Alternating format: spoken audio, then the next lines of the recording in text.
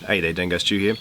Friday is normally the day I spend in the workshop doing videos for this channel, and I was planning to do a bit of video on trim tilt relays, but I was invited to come down to Sydney Harbour on a bit of a boat ride to pick up another boat, so I'm not going to the workshop. What would you do?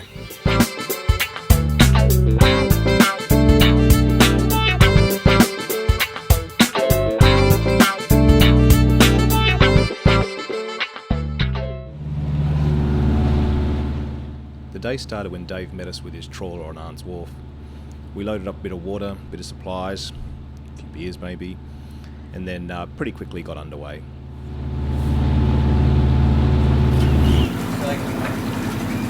It's going to come off that. We're not back by lunchtime? Call the police. Oh yeah, there was also the chance to have a bit of a laugh at Dave as he got his tinny stuck under the wharf, but you know, you get that.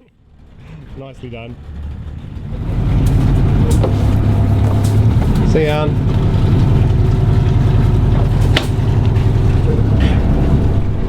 Jump on, Arnie!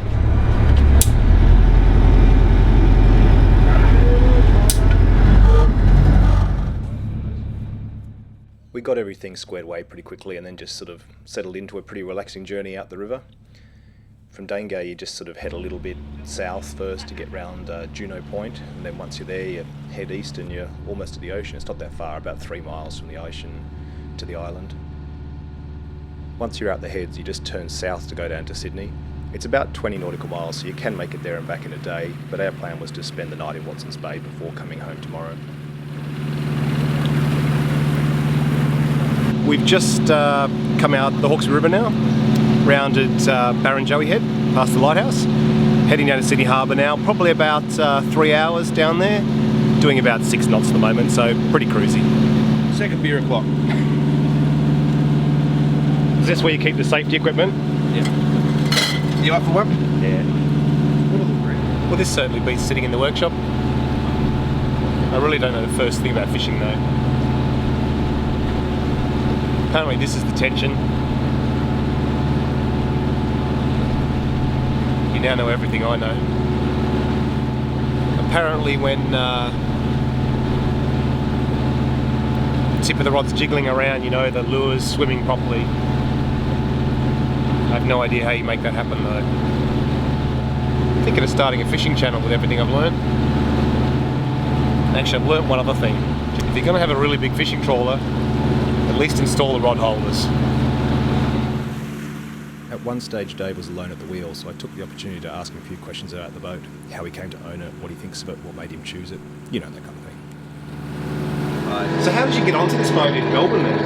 Well, it's been a 7-year hunt around. I mean, you every minute, you sort of every bit of downtime you have, you always jump on Boat Point and you look at various boats, and I suppose I really got serious about it because I'd always had sailing boats. So Yeah. I had a 30-footer, and then I ended up getting an Edshaw, and then my wife said to me, "Oh, look, I'm really sick and tired of, you know, going on a boat that you hang me on a 45-degree angle." And I thought, you know what, I really like that. Yeah. I just really enjoy going sailing. Yeah. So anyhow, I thought, well, look, you know, she obviously doesn't want to do that. So then, what is the point of going out there and upsetting her? So she sort of You're just, smart man. yeah, exactly. You just sort of go, okay, then I'll go with the flow, and I hunt it around, and then, you know, it's just like an ongoing thing. And all of a sudden, this one here popped up, and it was down in Victoria, and I went, what's a bit of ocean between Sydney and Sydney?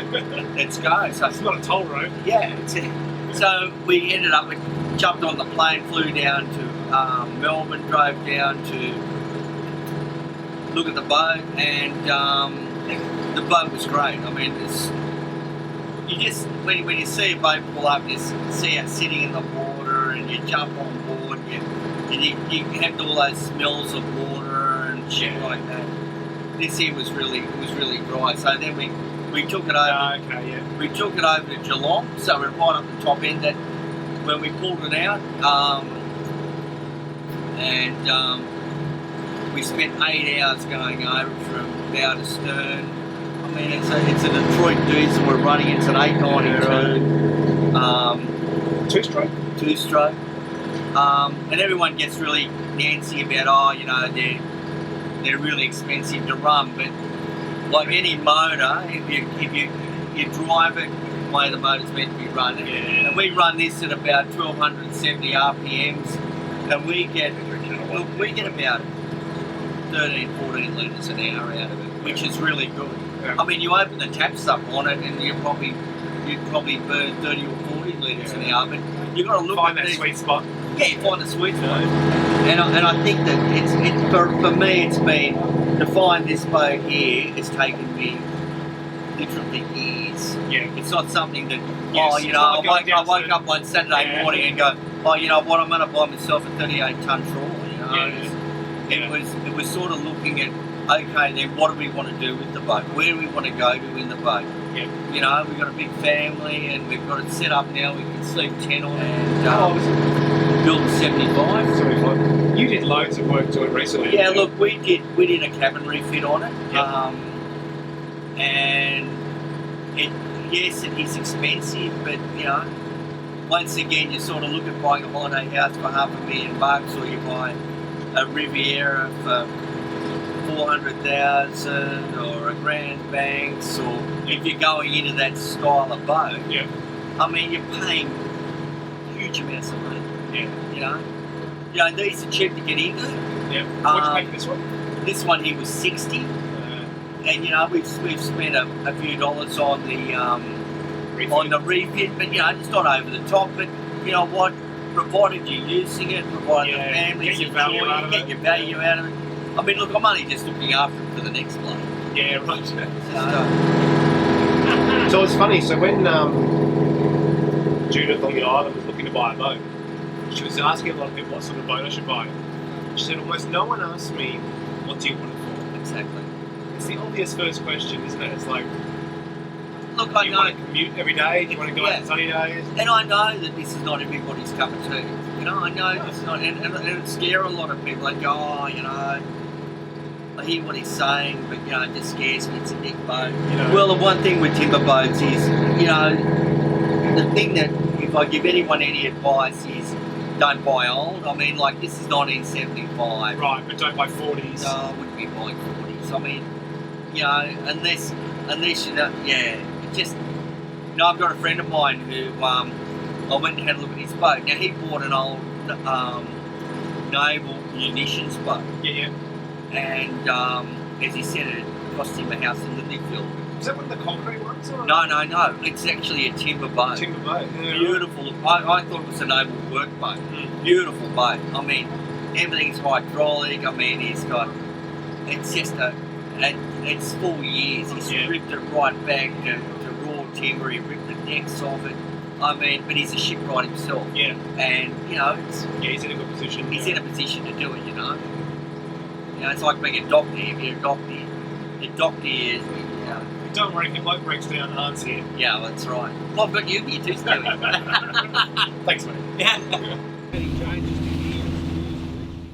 After a pretty uneventful trip, we rounded South Head into Sydney Harbour.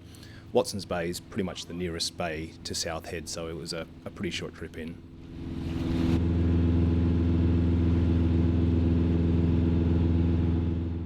Sydney Harbour is still a pretty busy working harbour, so there's a few ships to dodge, but it's nice and wide, so there's no real dramas there. Once we got into Watson's Bay, we met the owner of a boat called Rosie, picked him up, and then we headed out to Rosie. Yeah.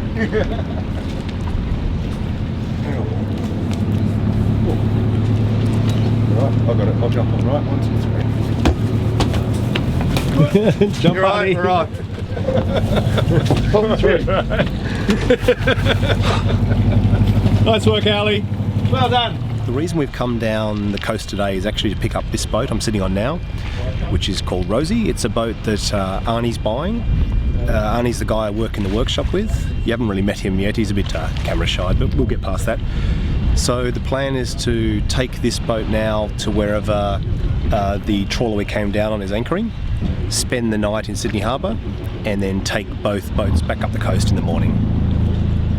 He's just getting a bit of a rundown on the boat at the moment from the old owner. We'll drop the old owner off and then we'll keep going, I guess. I don't know, I'm really only along for the ride. With Arne happily in command of his new boat, we headed out back to where Cavalier had moored so we could raft up and spend the night on board. See this here? Yeah. We're going to lift this up. There's a rope on your end. Right, just tied off on the outside of the fenders. Turn the fender. Yep. Oh, we're doing See that? You put that. It was a beautiful night on the harbour, apart from getting reasonably badly bitten by a bottle of rum. Morning. It's very smoky today. And we've got a fuel barge coming, so get some fuel and then we're off back up the coast. Hey, mate.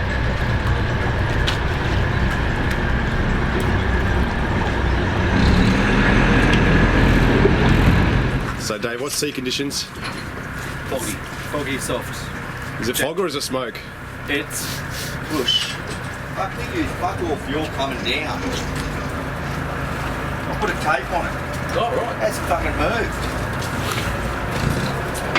I don't think we've used much fuel. There's a translation into old English.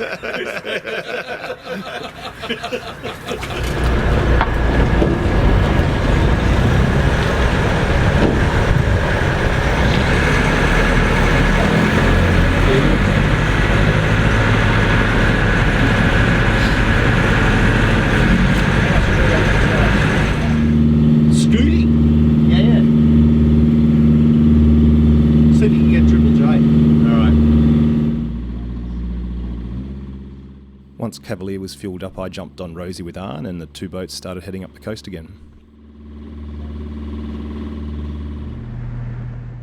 They're a little bit hard to capture on video, but we passed a small pod of dolphins in the smoke heading out the heads. Almost back, we've got out of the smoke now. It makes a big difference to be able to see where you're going. Although you can still see loads of smoke on the horizon, makes it all look a bit grubby, but still, certainly can't complain about the weather and the sea conditions we've had on this trip, that's for sure.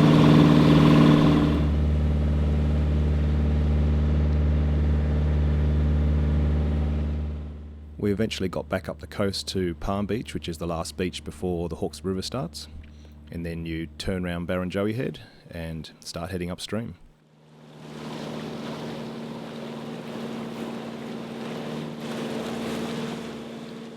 Halfway between the heads and Dangar Island there's a beach called Patonga where we anchored for a little while and got the barbie out and had a little bit of late lunch, I guess you'd say. And that was sort of the final stop on the trip. You got a table we can set up out there, Dave? Once we'd finished eating, we pulled up anchor and then just headed the last couple of miles back up the river back to Dangar. So that was pretty much our trip. I hope you enjoyed it. Sorry I didn't get a chance to do a proper repair video today, but I will be doing that trim tilt relay next week. So if that's something you're having trouble with at the moment, I promise I will get to it eventually. So thanks for watching. If you enjoyed this video and you want to see others not like this, then please rate, comment and subscribe, and I'll catch you next time. See ya.